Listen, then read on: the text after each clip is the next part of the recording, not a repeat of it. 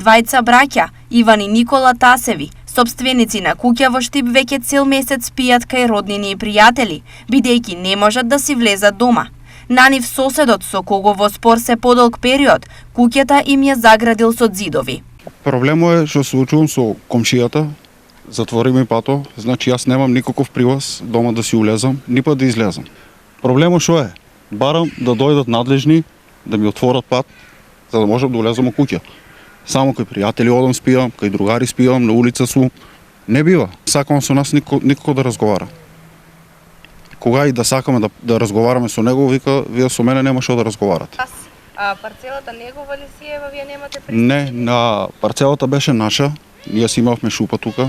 Он како се усели, бутна и шупа, зема парцела, ние немукни, со закани на татко ми, зема прегради се зид сестра. Спорот меѓу двете семејства е децениски и за сето време тие никако не успеале да се договорат, а недоречени останале и институциите. Во време, во веќе месец време вака, одам во општина, само ме шетат од канцеларија у канцеларија, значи оди у полиција пријавувам, никој не доваѓа.